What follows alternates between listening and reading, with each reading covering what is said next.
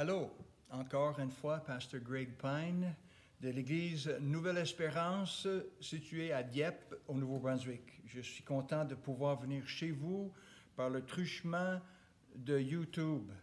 Et que Dieu vous bénisse, vous donne une bonne semaine. J'espère que votre semaine a été bonne. Je sais que nous vivons un temps un peu troublé. On est pressé, on est stressé un peu à cause du COVID-19 et on voit que ce n'est pas fini encore. Mais nous prions pour vous, nous mettons notre confiance dans le Seigneur et je prie qu'il puisse vous soutenir, vous aider, vous encourager. Fait que saluez à l'Église, à tous ceux qui m'écoutent et qui me voient en ce moment, que Dieu puisse vous bénir et soit avec vous. Ce matin, nous allons regarder comment prier. Le Seigneur, justement, instruit à ses disciples comment prier. Ils sont venus un jour demander au Seigneur, « Seigneur, enseigne-nous comment prier. » Donc, si on veut savoir comment prier, c'est bel et bien le Seigneur qui peut nous enseigner. Parce que lui, il priait constamment son Père. Et les disciples l'entendaient souvent prier et ils ont été impressionnés, puis ils ont vu combien c'était important de prier.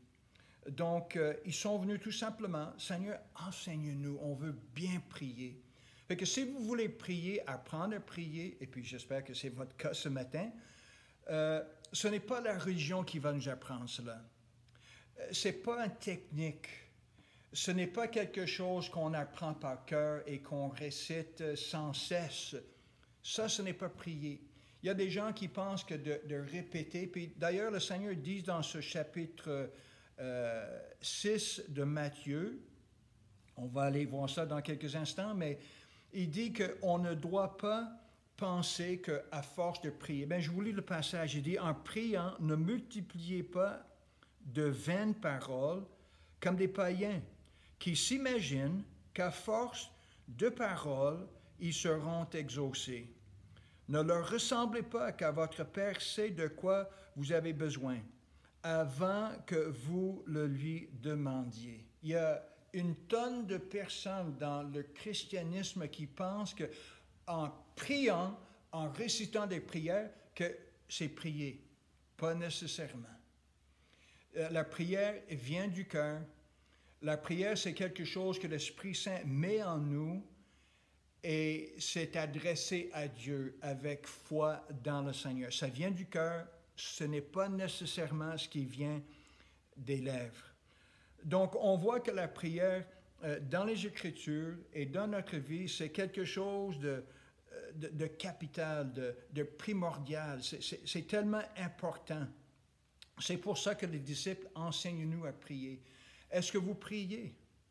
Avez-vous foi qu'il y a un Dieu qui vous écoute, qu'il y a un Dieu qui peut et veut vous exaucer? Ou est-ce que vous vivez votre vie indépendamment de ce Dieu et vous pensez que c'est vous qui va voir à tout ce qu'il vous faut? Eh bien, ce matin, ce message est peut-être pour vous.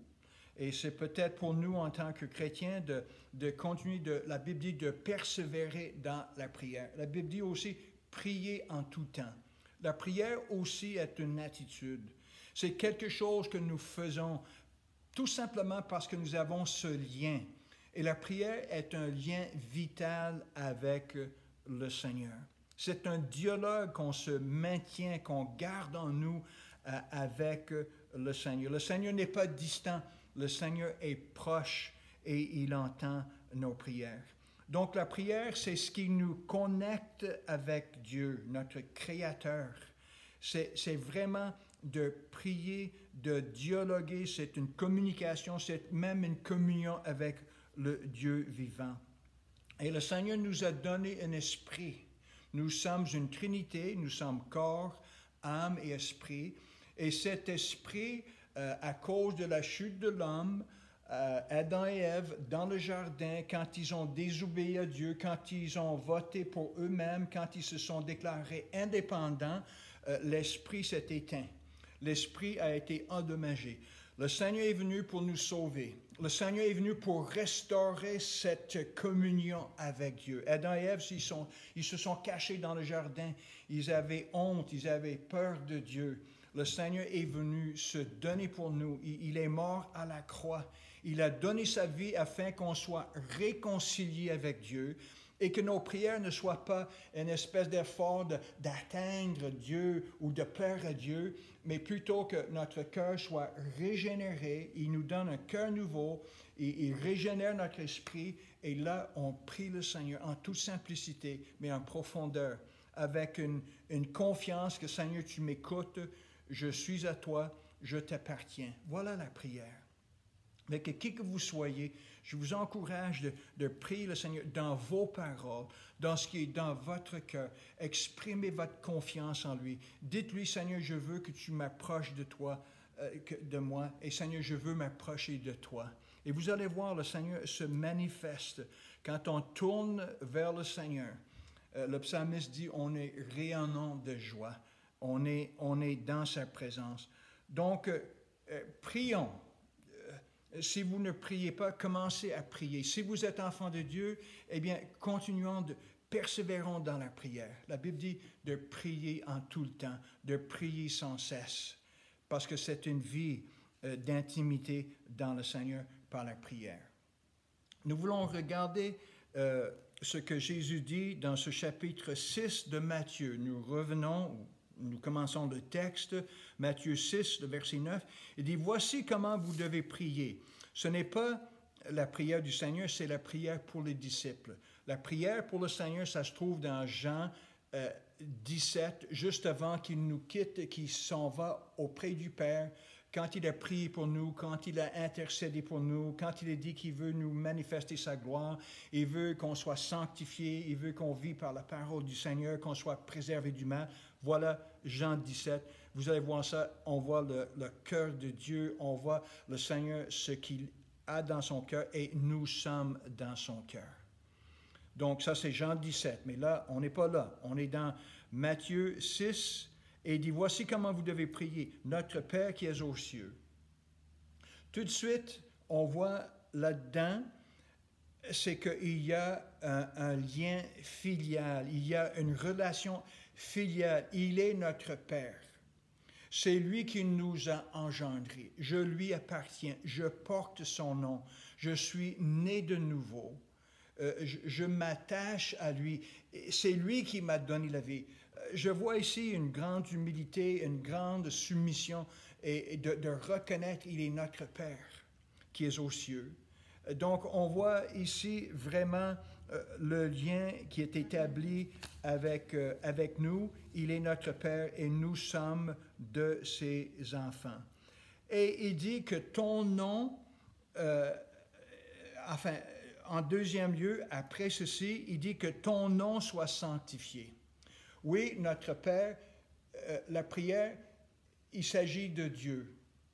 C'est concernant Dieu en premier, non pas nous. Souvent, nous, on vient devant le Seigneur avec nos listes.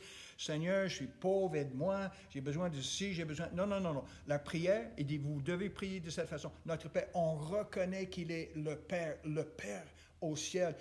C'est lui qui est au-dessus de toutes choses. Fait que ça va ajuster notre focus. On a souvent le focus sur nous, mais là, on commence la prière, on reconnaît Dieu, notre Père. Tu es mon Père.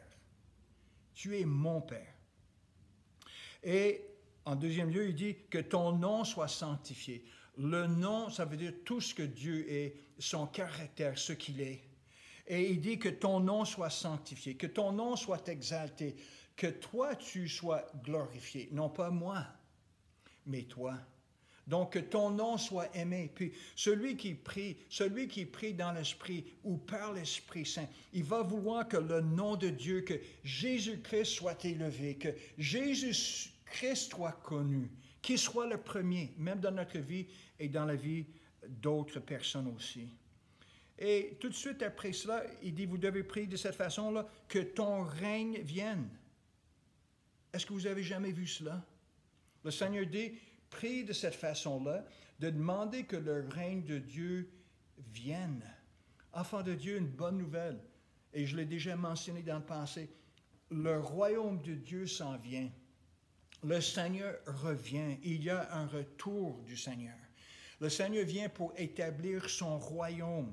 Nous ne voyons pas présentement le royaume de Dieu. Il n'est pas le Seigneur. Jésus dit, il y a un autre, c'est le prince de ce monde. C'est Satan, c'est l'ennemi, c'est le diable. Il dit, c'est lui qui domine et on voit cela et on voit l'effet de cela.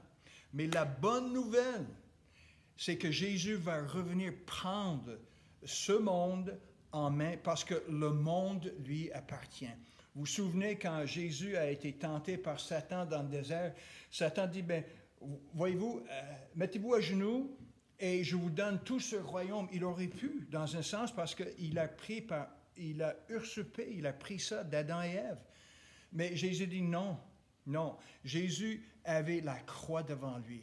Il était pour tout hériter, il était pour tout recevoir, mais c'était par le chemin de la croix. Ce n'était pas le chemin facile. Il aurait pu, n'est-ce pas, oui, ok, sans la croix. Mais gloire à Dieu. Jésus, dans son amour, il dit non. Il savait qu'il avait le chemin de souffrance devant lui. Il a fait pour vous et moi. Pour que nous puissions participer dans ce royaume glorieux de Jésus-Christ. Est-ce que vous êtes satisfait? Je vous pose une question. Êtes-vous satisfait avec ce royaume ici? Ce royaume boite. Ce royaume n'est pas en santé. Ce que nous expérimentons, c'est la fin qui s'installe, ou ça s'en vient tranquillement. La fin de ce royaume. Donc, il faut qu'on soit prêt pour le royaume qui s'en vient. Oh, je ne veux pas penser à ça. Non, non, il est temps, amis, que vous pensez à cela. Et ça se prépare. Et ce royaume est pour tous ceux qui se sont fléchis les genoux devant le Seigneur. C'est pour tous ceux qui ont invité le Seigneur personnellement dans leur vie et ont cédé leur vie, ont donné leur vie, ont mis leur confiance en Jésus-Christ. C'est ceux-là et seulement ceux-là qui sont prêts pour le royaume qui s'en vient. Parce que Jésus est le royaume, il est le roi de ce royaume et nous sommes de ses enfants.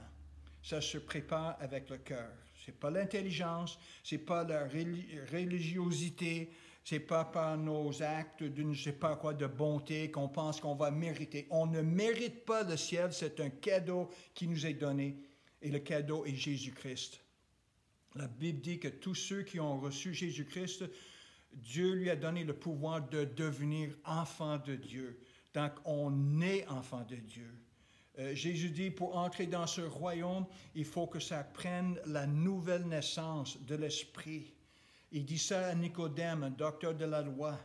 Il dit, il faut que vous naissiez d'en haut, il faut que vous naissiez de nouveau, sinon vous ne pouvez même pas entrer dans le royaume de Dieu, vous ne pouvez même pas voir le royaume de Dieu. Le cœur de Dieu sait ce qu'il veut, et l'invitation est vous donnée, je vous le donne aussi, c'est de venir à Jésus-Christ. C'est lui qui nous transfère dans le royaume de lumière. Non pas le royaume de ténèbres, mais le royaume de lumière. Jésus est la lumière du monde. Il veut qu'on vienne tous à la lumière. Donc, ce royaume ici, Jésus dit prier pour cela.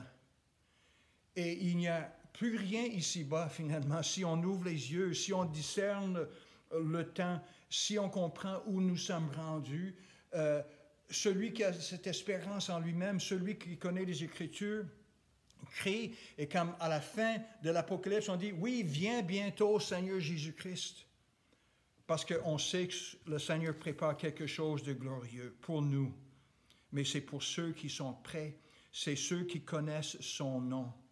Après cela, il dit, ben, que ton règne vienne, que ta volonté soit faite. Il dit, priez dans ce sens-là. Et puis l'enfant de Dieu qui est auprès du Seigneur, qui connaît le cœur du Seigneur, qui a le cœur du Seigneur, qui a la pensée de l'Esprit, il va prier que la volonté de Dieu soit faite sur la terre, dans ma vie. Seigneur, je veux que ça soit ta volonté, je veux faire ta volonté et non pas la mienne.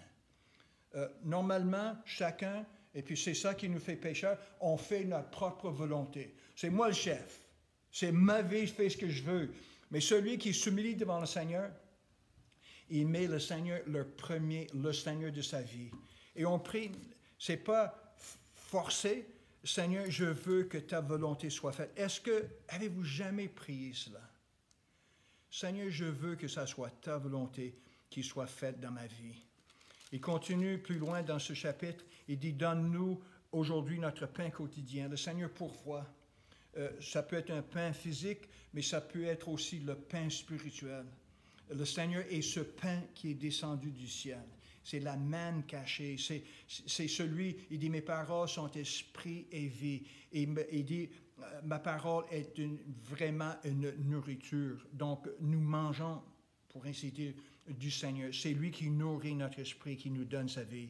Il dit, pardonne-nous nos offenses, comme aussi nous pardonnons à ceux qui nous ont offensés. Vous savez, le pardon, peut-être vous êtes bloqué, peut-être vous êtes pris dans une espèce de prison, vous ne voulez pas pardonner parce qu'on vous a fait du mal. Demandez au Seigneur de vous aider. Il nous a pardonné, il veut nous pardonner, et ça fait que nous puissions pardonner les autres. Demandez le Seigneur, parce que c'est une prison, le manque de pardon. Et il dit, vous devez prier comme cela. Et il dit, vous devez prier aussi, ne nous induis pas en tentation, mais délivre-nous du malin. Vous savez, l'enfant de Dieu, celui qui a l'Esprit de Dieu, que son esprit est régénéré par la puissance de l'Esprit Saint, il va prier dans ce sens. Garde-nous, préserve-nous, Seigneur. Ne permets pas que je sois tenté et mais délivre-nous du malin.